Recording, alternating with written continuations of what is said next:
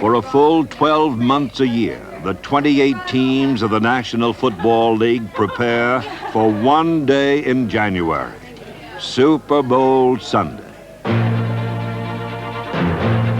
Every phase of every team's operation is focused on a single goal, the World Championship of Professional Football.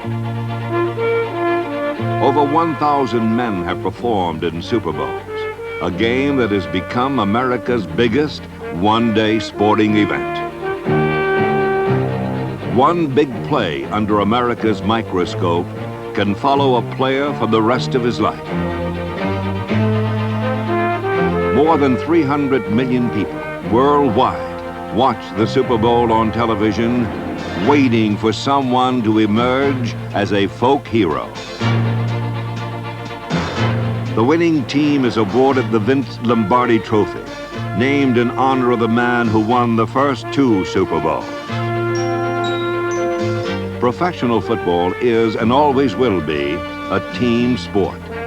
But in a contest with 22 skilled players on the field, one man can control a team's destiny.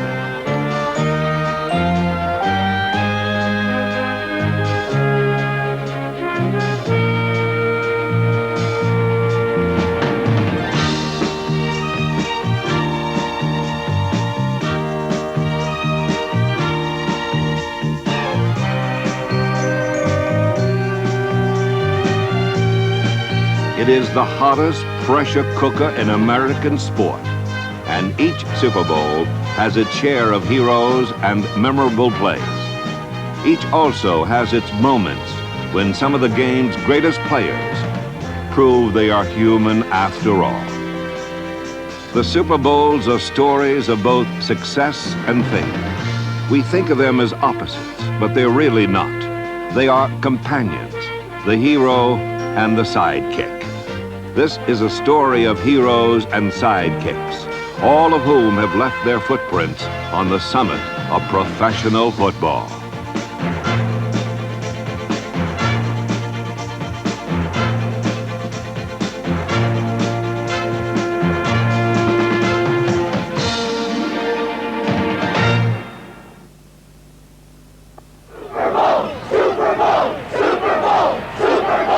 Green Bay's Jerry Kramer once said that losing the Super Bowl is like having your pants pulled down in front of 80 million people. In Super Bowl I, the game's unlikely star proved to be a supposedly over-the-hill receiver named Max McGee, who scored the first touchdown in Super Bowl history.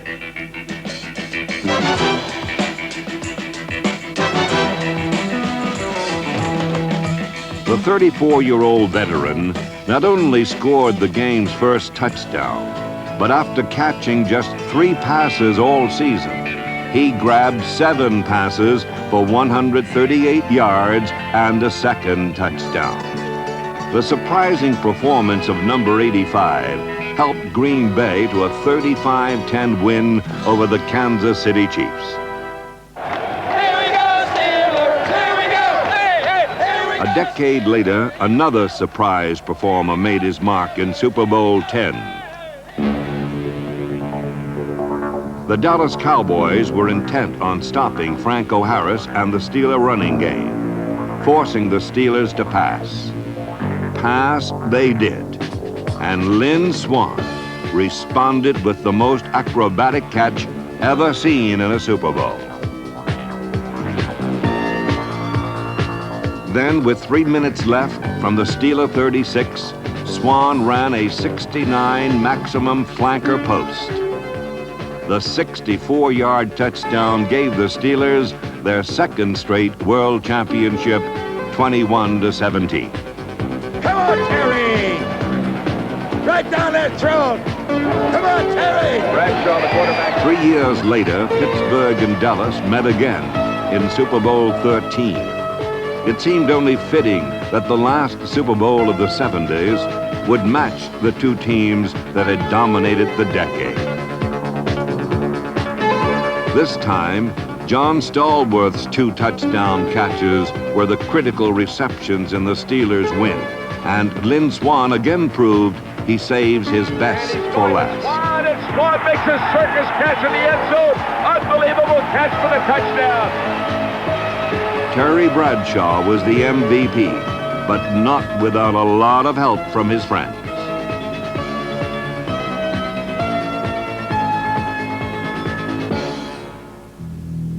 The next January in the Rose Bowl, the Steelers were back against a surprise team from the NFC, the Los Angeles Rams.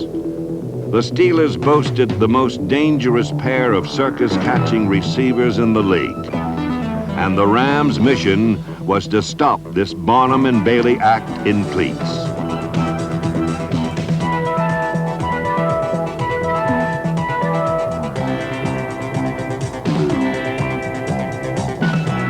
Twice, Terry Bradshaw brought the Steelers from behind, seeking out his twin towers, Stallworth and Swann.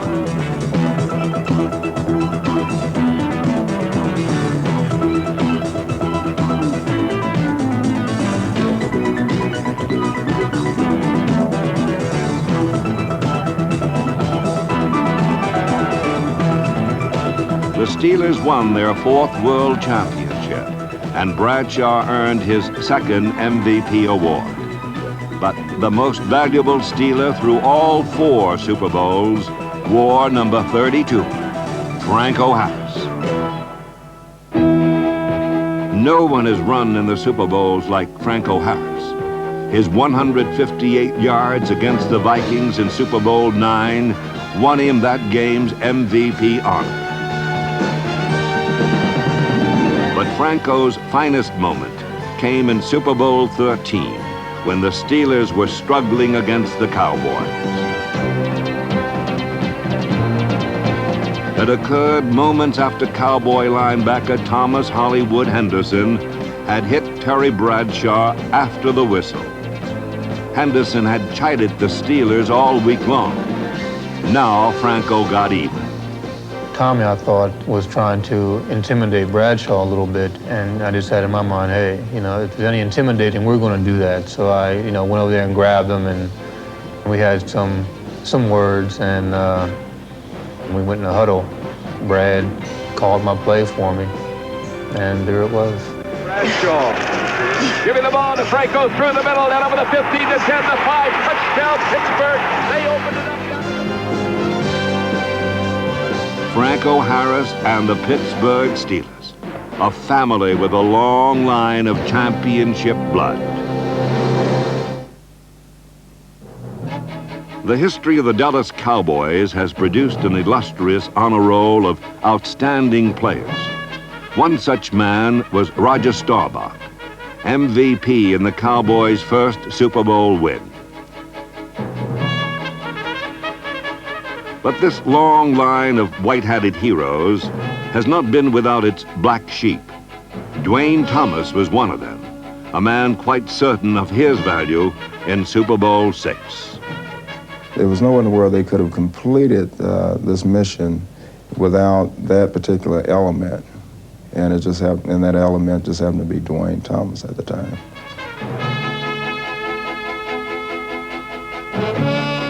Thomas ran the Cowboys to their 2nd straight NFC title and into Super Bowl VI, where his legs ran them to their first World Championship.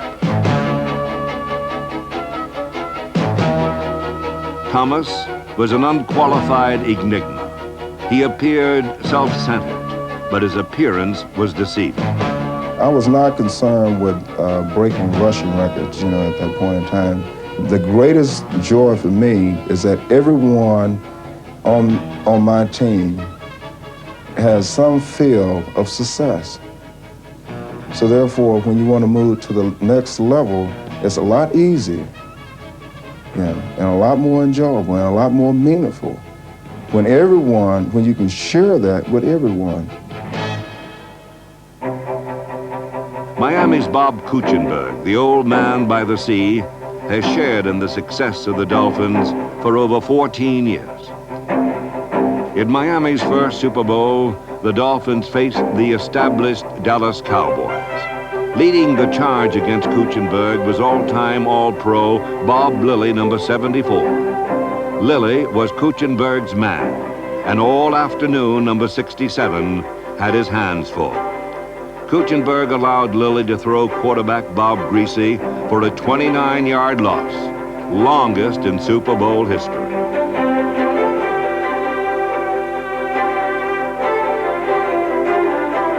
The 27-3 loss was the lowest ebb of Kuchenberg's career, but he had been down before.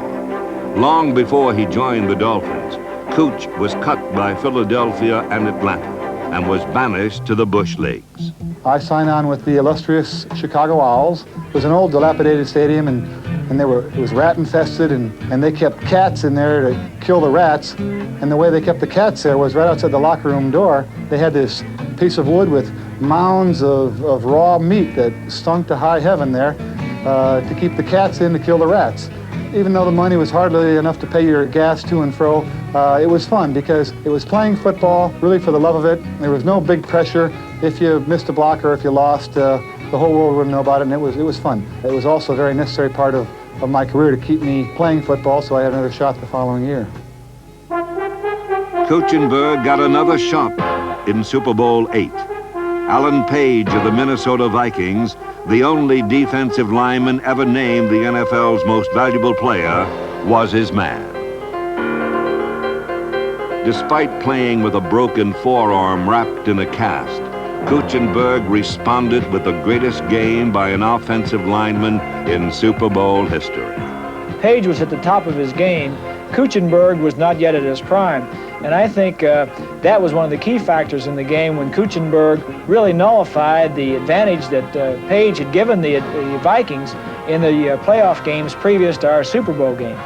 We used his aggressiveness to our advantage, and Kuchenberg did an outstanding job all day on it.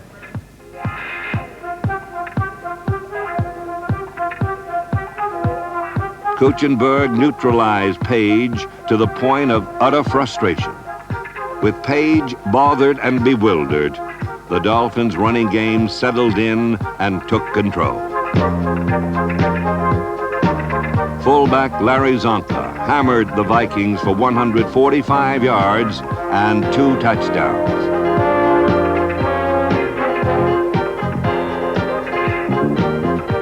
Zonka was named the MVP in the Dolphins' smashing 24-7 win. But the real laurels went to Kuchenberg, a very special minor leaguer that made it. It's something that certainly will be the highlight of my professional career and one of my better games certainly in my career, considering the opposition. It just so happened that one of my great games happened to be a Super Bowl, and I just don't know how it happened, but certainly every time I look at this ring, it's real. Don Shula's Miami Dolphins win it to Super Bowl VII with a perfect record. His no-name defense featured safety Jake Scott, number 13, who tracked the Redskins' all-pro receiver Charlie Taylor, number 42.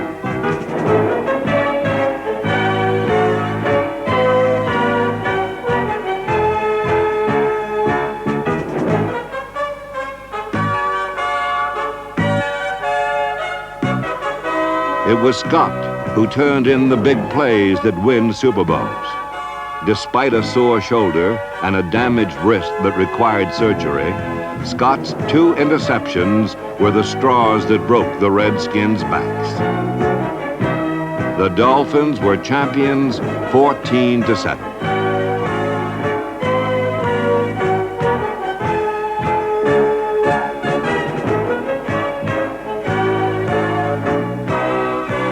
Jake Scott was a great safety.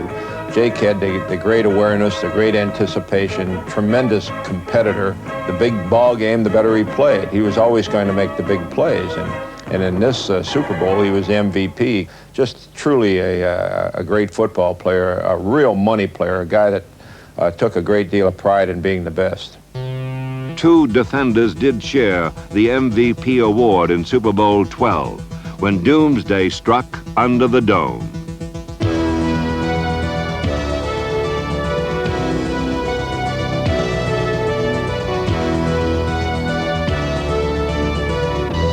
While the Cowboys' flex defense is a team concept, two men turned in a series of splendid solos. Defensive tackle Randy White, number 54, and defensive end Harvey Martin, number 79. The relentless Cowboy pass rush hounded the Broncos into 4 fumbles and 4 interceptions. The MVPs, Martin and White, the terrible twosome who spelled doom for the busted Broncos 27-10. The Baltimore Colts Hall of Fame quarterback, John Unitas, spent most of the 1968 season in the training room. Unitas watched as his replacement, journeyman Earl Morrall, number 15, became the NFL's Player of the Year. In Super Bowl III, Morrall's adversary was Joe Namath, the American Football League's brash quarterback who flatly guaranteed that his Jets would beat the heavily favored Colts. The Jets backed up Namath's boast and repeatedly forced Morrall into uncharacteristic mistakes.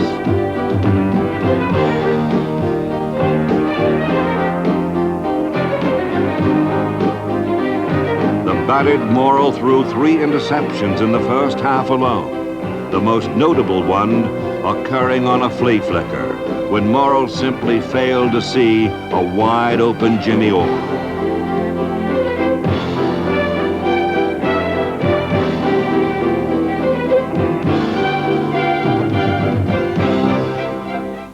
Jimmy Orr, we had run the play previously in prior games, have had success with it, great success. I caught the ball lateral to me from Tom Matty, and I looked, our fullback was going down through the middle, who was open. I lofted a little bit to him, and if I remember right, I think it was Hudson, made a great recovery and made the interception. It just seemed like everything that happened that day wasn't in our favor. These are things that happened to us, and they went on to win it. After the Jets' 16-7 win, Namath was named most valuable, and his legend was carved in stone. Joe Namath had put the AFL on the map.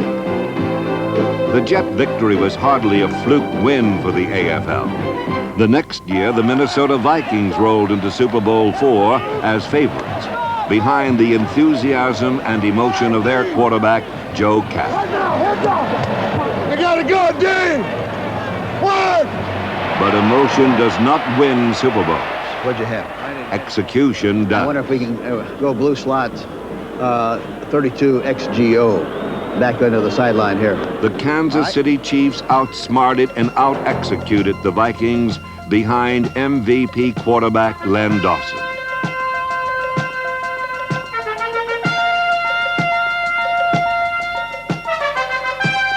Otis Taylor's 46-yard touchdown run dealt the final blow to the Vikings' championship hopes.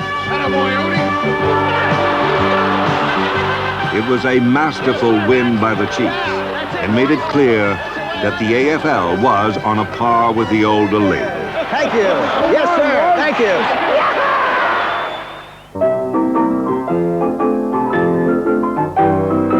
you. In Super Bowl V, the Colts turned the ball over 7 times, yet still won.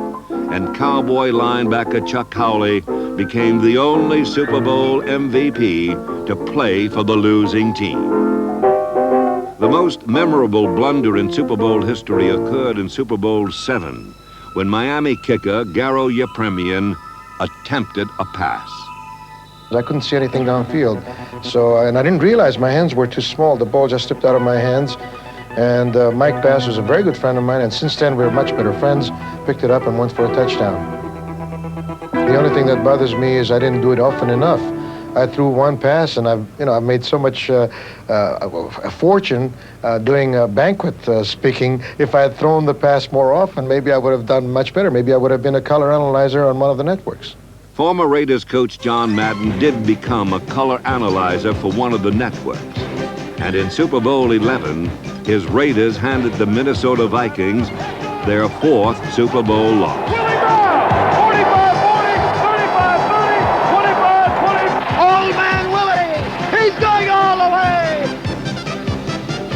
Historically, the Raiders endorsed the credo, winning through intimidation. It has made them one of the winningest teams ever.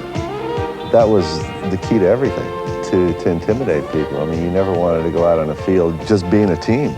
You know, you wanted to go on a field and fill the field with as many characters and as many different personalities that dressed differently in football uniforms, that played differently, that were physical, that did something unusual. It was not until 1977 that the Raiders laid claim to a world championship. And it was receiver Fred Biletnikoff, number 25, who did the most damage to the Minnesota Vikings in Super Bowl 11.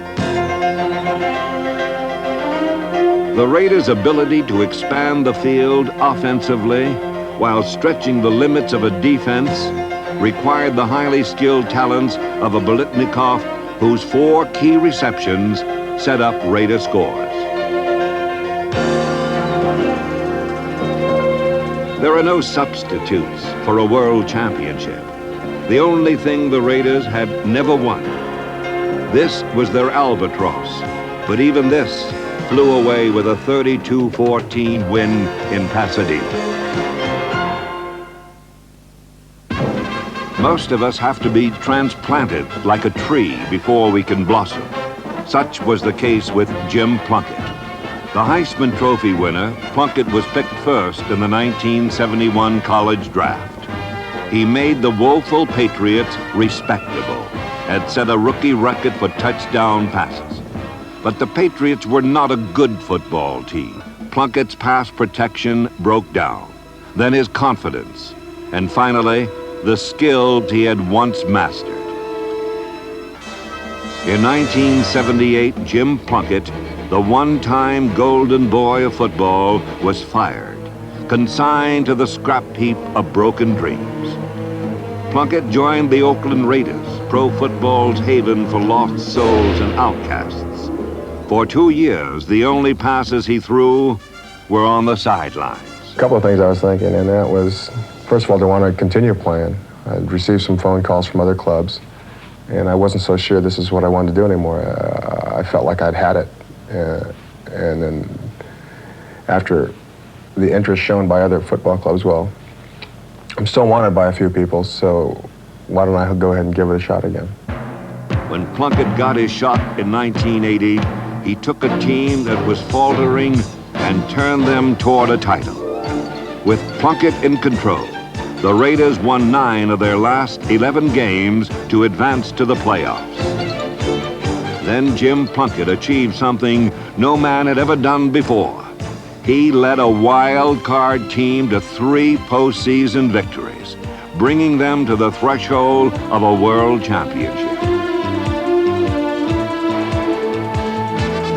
In Super Bowl 15 against the Philadelphia Eagles, a worldwide audience was witness to the concluding chapter of Jim Plunkett's story.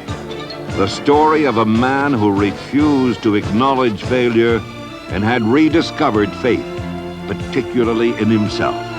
Raiders come up to third and just about 4 now. The ball at their own 20. Plunkett on a straight drop back. Here comes the rush. Steps up.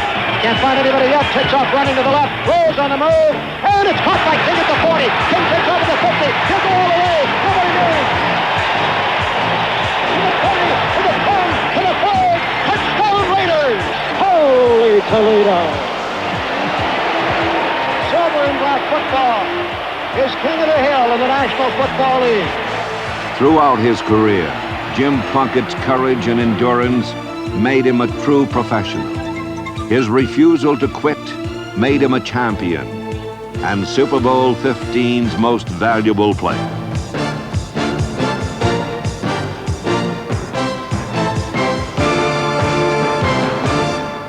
The following season, it was the Raiders' neighbors across the bay who became the year's big winners, the San Francisco 49ers. And not since Johnny Unitas has a quarterback stepped out of obscurity quite like Joe Montana did in 1981. No president, no astronaut, no rock star ever received as much newsstand exposure in the same week. In his first full year as a starter, Montana was the NFC's top-ranked passer. His 64% completion rate was the NFL's best. He wasn't a great player at Notre Dame just by passing through town. His greatness shows up. It showed up there, and it showed up since he probably first put on a male supporter. Montana led his team through the playoffs and into a shootout with the Dallas Cowboys for the NFC Championship. Trailing by a touchdown in the final minutes, Montana showed the stuff of which legends are made, driving the 49ers 89 yards to the threshold of the NFC crown. You got it? If you don't get what you want, just simply throw the ball away. You know what I mean? Hold it, not there, away it goes. Everything hangs in the balance now. The season, the outcome of the Super Bowl berth hangs in the balance. He has the ball. Montana rolling out the right, looking toward the end zone, throwing under pressure, throws his pass, caught by Clark. Clark got a touchdown. Dwight Clark has it. It's a touchdown for the 49ers. The stunning win carried San Francisco to the Pontiac Silverdome and Super Bowl 16. Trips right tight, Z motion left, T78, X hook, on 2, ready? Against the AFC champion Cincinnati Bengals, the 49ers built a 20-0 halftime lead, a lead they never lost.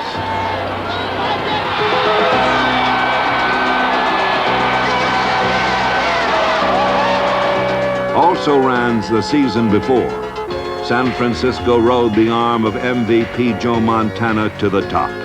And with him, the 49ers erased a long legacy of mediocrity.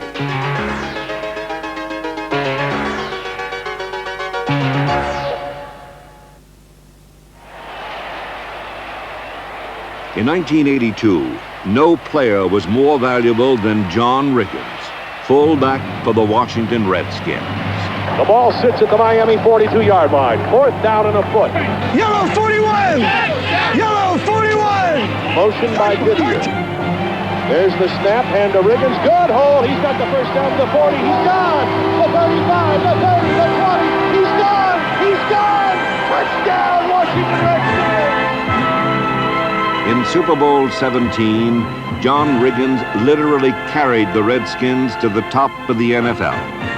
It was a record-breaking performance by a truly unique personality. There'll never be another John Riggins in football. He's a man unique to himself. If I was to put one word on John Riggins, I'd have to say a couple words. He's his own man, and he's a winner.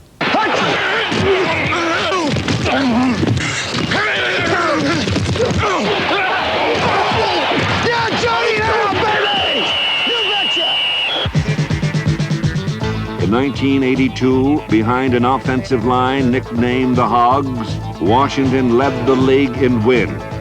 And at the age of 33, Riggins was still rumbling over the hills that most backs his age never climbed. Number 44 ran the ball more times for more yards than anyone in playoff history. As we got closer to the playoffs, he approached me and he said, "Buggs," he said, "I'd really like to carry the ball about 35 or 40 times. And I said, "Well, John, don't kid about things like that." He says, "No," he says, "I feel I'm very effective if I touch the ball at least 30 times a game." So he went in there and approached Joe Gibbs and told Joe the same thing. He said he'd like to carry the ball at least 30 times a game. And Joe said, "Well, John, we're going to do it." And so you have to attribute a lot to John Riggins, because he was the guy that really stepped forward and said, "Hey, I want to load the wagon. I want to pull the wagon. If you want to stick with me, give me the ball." By Super Bowl 17, this machine was unstoppable. His record 38 carries for 166 yards earned him the game's Most Valuable Player award and propelled Washington to the World Championship.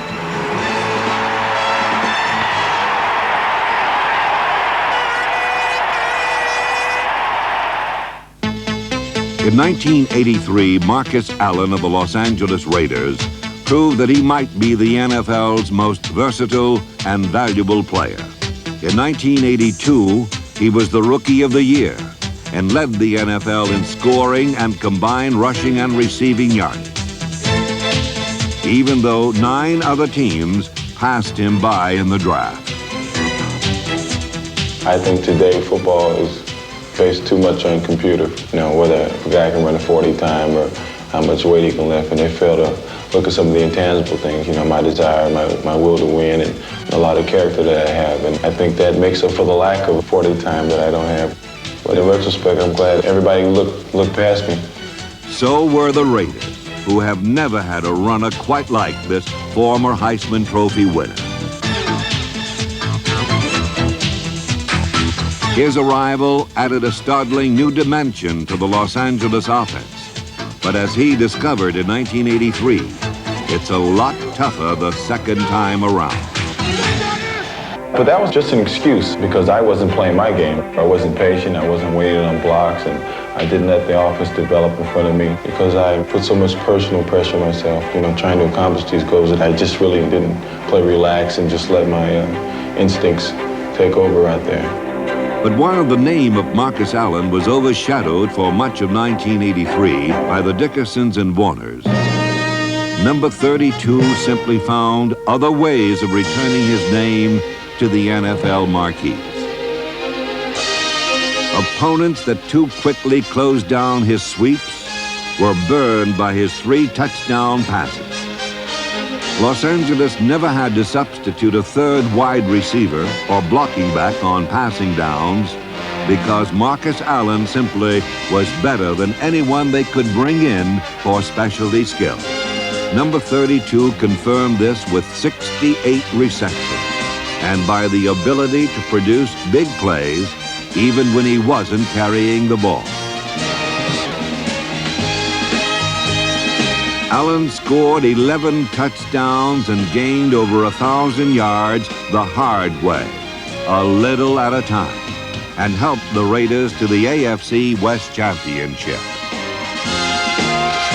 Everything started building, and I sort of peaked at the right time. I felt stronger at the end of the year. I just allowed my instincts to go out there and just, take place instead of trying to make things happen. I just allowed them to happen, and when they happen, I try to take advantage of them. In the playoffs, Allen opened with 121 yards and 2 touchdowns as the Raiders routed Pittsburgh 38-10. In the AFC Championship a week later, the Seattle Seahawks couldn't stop number 32 either.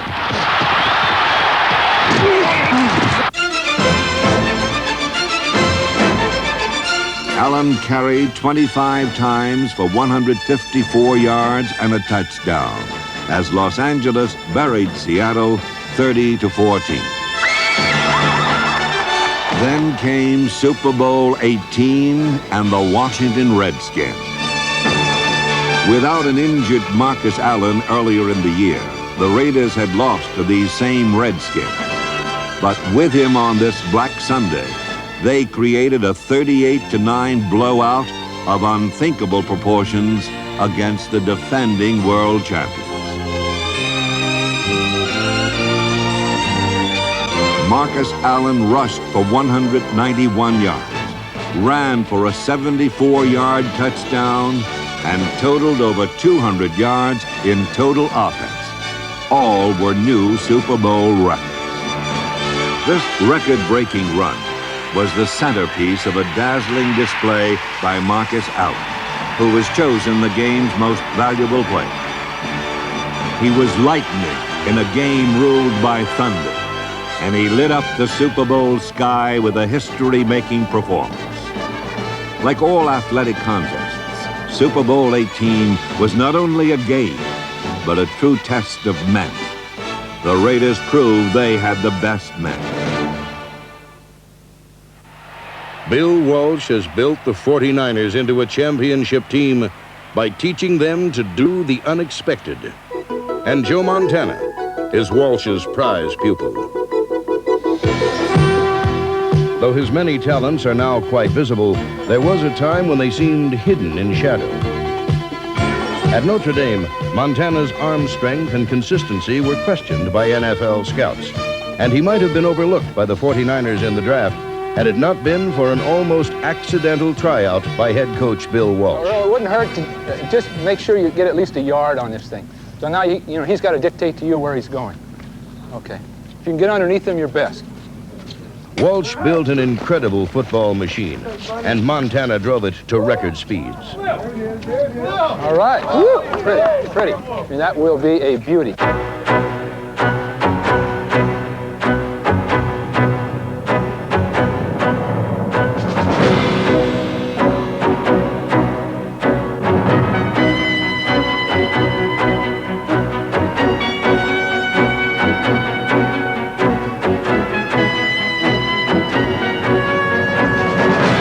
In 1984, Montana was San Francisco's Houdini with a rifle.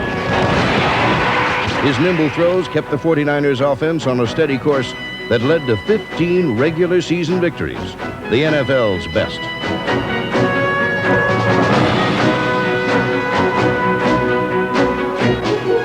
Opponents felt that if you could get a handle on number 16, you could hold the 49ers offense. The problem was the handle always seemed to slip away.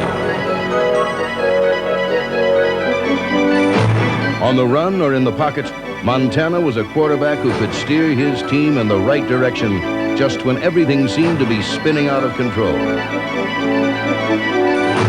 In that kind of situation, he's been known to do it before. He's like a general, and he comes in and he calls the plays, and we all have confidence that he can get it done because he's done it so many times before. Joe calling the signals from the 4-yard line. He has the ball. Play action fake. Going back to pass. Stops. Throws. Into the end zone. Caught by Solomon.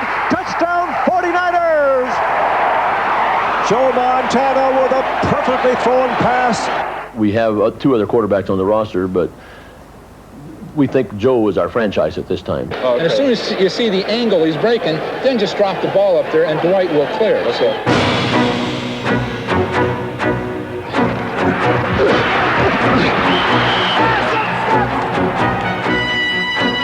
In the playoffs, Joe threw 3 touchdown passes and left the New York Giants choking in his dust 21-10.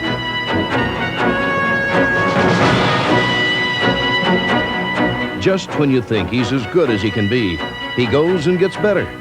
In the NFC Championship game, Joe dashed around the ferocious Chicago Bears pass rush and on to a 23-0 victory. Here's Montana rolling out the right side, looking toward the end zone. Now throwing, fires. It's caught by Solomon. Touchdown for the 49ers. Then in Super Bowl 19, Joe Montana demonstrated that the 49ers were the best team in the entire NFL.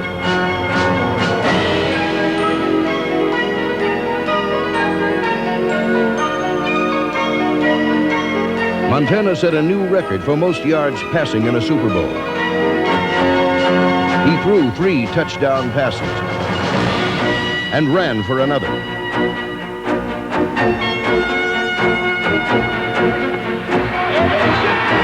San Francisco beat Miami 38-16, and their quarterback was the game's most valuable player.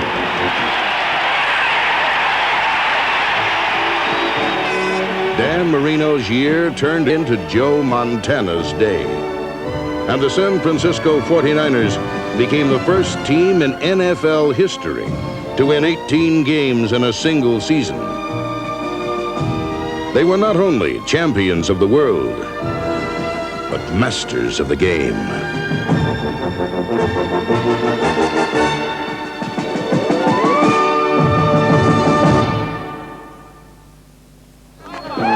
On January 26th, millions across the globe hung over their TV sets, and thousands of hungover Bourbon Streeters readied themselves for Super Bowl 20. The surprising New England Patriots and the mighty Chicago Bears squared off to determine who indeed was the NFL's best. Come here, get in here. What's going on? Hey, any questions to that? Turn now. The tone right now. You belong here. You're the best. Let's do it. Go.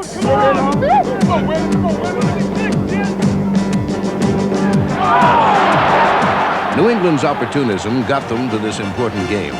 but they failed to take advantage of rare Chicago mistakes in the first quarter. Still, they led 3-0, but not for long.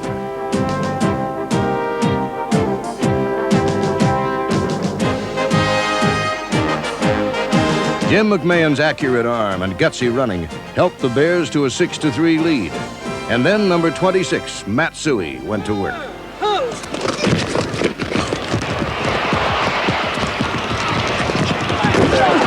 The Bears led 13-3 after the first period, and their punishing 46 defense, a unit that had shut out both the Giants and Rams in the playoffs, began to dominate.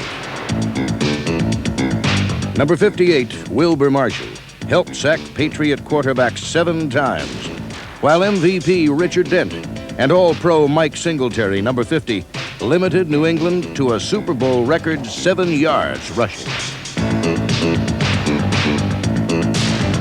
Chicago's is a high-tech, sophisticated defensive scheme.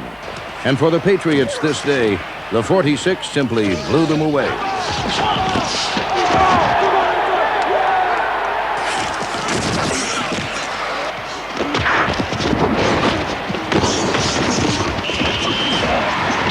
Historians may debate whether Chicago's defense was the best unit ever to play the game. But when Jim McMahon snuck in behind a crushing block by William Perry, number 72, no one could disagree that with a 23-3 halftime lead, the Bears had wrapped up Super Bowl 20 by intermission.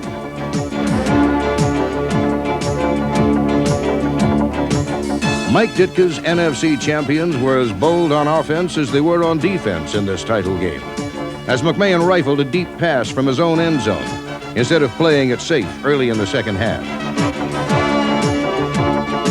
Willie Gault's reception set up a second to Jim McMahon's short touchdown run, and the swarming monsters of the Midway took it upon themselves to score one of their own, as number 48, Reggie Phillips, took a deflected pass in from 28 yards out.